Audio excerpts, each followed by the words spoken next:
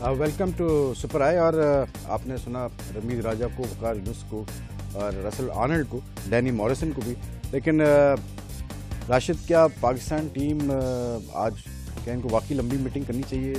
जो रिजल्ट आया, जिस तरह से हम ये मैच हार हैं, परेशान ज़रूर होंगे। सॉरी जीते हैं, बल्कि मैच जिस तरह जीते हैं। लंबी मीटिंग तो क्या, रात बहुत हो गई है मेरे ख्याल से। कल आराम से ओवरनाइट जब सुबह होगी कोई मीटिंग होगी तो डिस्कस ज़रूर होगा, क्योंकि हम भी जिस तरह देख रहे थे यहाँ पे तो बहुत इजी गेम हो चुका था पाकिस्तान के लिए। लेकिन अचानक जो फायरिंग शुरू हुई है दोनों एंड से बहुत कम क्रिकेट में नज़र आता है कि हिटिंग हो रही हो, हमेशा एक एंड से हो रही होती है।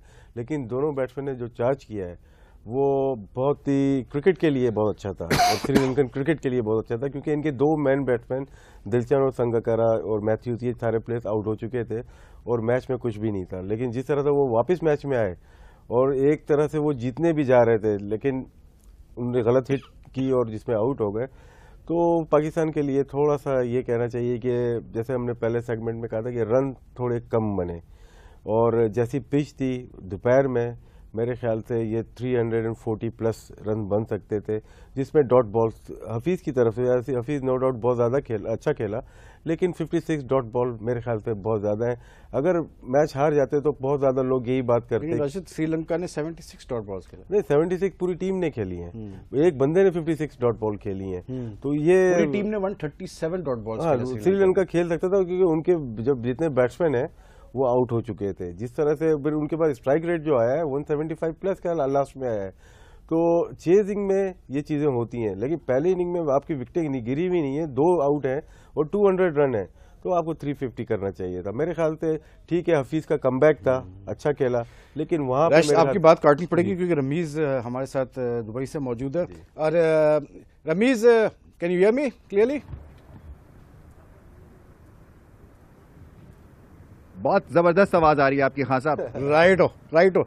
आप लोग की बातें सुन रहे थे हम, Ramiz, we were listening to you. और मिसबा का अच्छा आपने डिस्क्राइब किया कि अभी आया और बेचारे साथ सही नहीं हुआ। लेकिन लुकिंग एट ओवरऑल, अगर इस मैच को देखें रमीज, तो दोनों साइड से यंगस्टर्स की performance was very encouraging from both sides. हाँ, दोनों तरफ से बहुत अच्छी क्रिकेट खेली गई। बहुत मुद्दतों के बाद पाकिस्तान ने बैटिंग बहुत शानदार की। आंखें तरस गई थी कि हमारी भी टीम 300 का रन का टारगेट दे किसी ऑपोजिशन को, और थोड़ा सा अलाउंस भी निकाल लिया उन्होंने ड्यू का, क्योंकि एक वक्त तो ऐसा लग रहा था शायद 270-280 करेंगे, मगर अपनी रेंज और रीच बढ़ाई। बॉलिंग जो थी वो कमज़ोर थी। अब करना पाकिस्तान को सिर्फ यही है कि दोनों शोबों में बैलेंस रखें।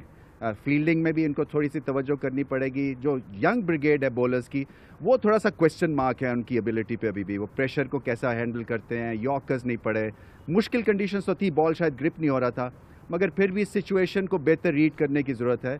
और अगर स्पिनर्स अपना काम ना दिखाते आज, तो फिर शायद ये मैच ही पाकिस्तान की गिरफ्त से निकल जाता। बाहर कैफ 1-0 से अप है और ये एडवांटेज तो है। Right, one question for Russell here.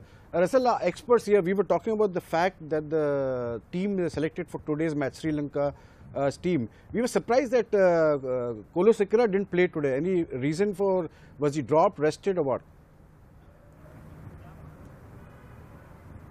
Kolosekera wasn't played today. No, certainly not. Sorry, I couldn't pick you up. Kolosekera of late has been quite poor with the old ball.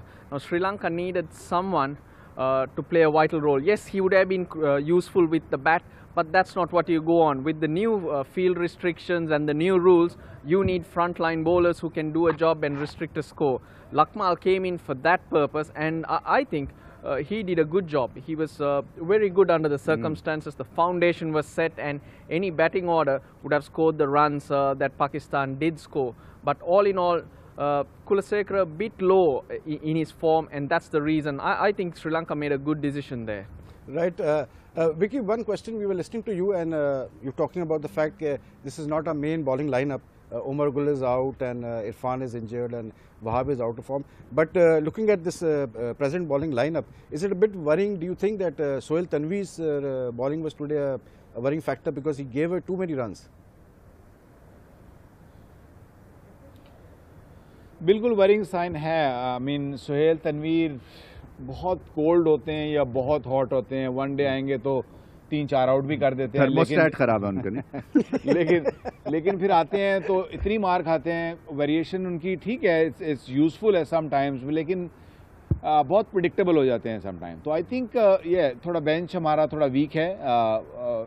Umar Gul का वापस आना बड़ा ज़रूरी है। ये 2020 world cup आ गए, he is our main bowler. फिर मेरे ख्याल में इरफान का फिट होना ज़रूरी है। तो जब अगर ये दोनों आते हैं विद जुनेद खान, तो आई डोंट थिंक ये बाकी जितने अभी प्लेयर हैं अभी उनकी बारी बनती है खेलने के लिए। सो आई थिंक पाकिस्तान को इतना वरी नहीं करना चाहिए, बल्कि ये अपॉर्चुनिटी है यंगस्टर्स के लिए कि उनकी स्ट्रेंथ को देखा जाए कि वो कितने पानी में है। राइट रमीज, एक just one final observation, Sohail Tanvir का शायद किट थोड़ी अगर चेंज की जाए, थोड़े उसको शर्ट का साइज बढ़ा दिया जाए तो बेहतर वो परफॉर्म करे। राइट सॉरी आपकी आवाज़ नहीं मुझे सही आई। वही मैं कह रहा था रमीज के सोहेल तनवीर अगर उसकी थोड़ा किट चेंज की जाए, थोड़े लार्जर साइज की शर्ट दी जाए तो शायद बेहतर बॉलिंग करे। नंबर उनका बदला जाए शर्ट का, आप कह रहे हैं? हाँ, नंबर नहीं, साइज जो है वो बदला जाए। स्टाइल, किस चीज का स्टाइल बदलेंगे उनका? मैं अब तो अगले वो नेक्स्ट फर्मा टाइम पक्का हो वी गया, मीट अब तो विल कुछ टॉक नहीं किया अबाउट जा इट, सकता, इसी तरह से बर्दाश्त करना पड़ेगा। Thanks a lot for joining us, we'll continue our super I. और एक ब्रेक लेते हैं, ब्रेक के बाद वापस आते हैं तो फिर अपने एक्सपर्ट से यहाँ पर बात जारी रखेंगे।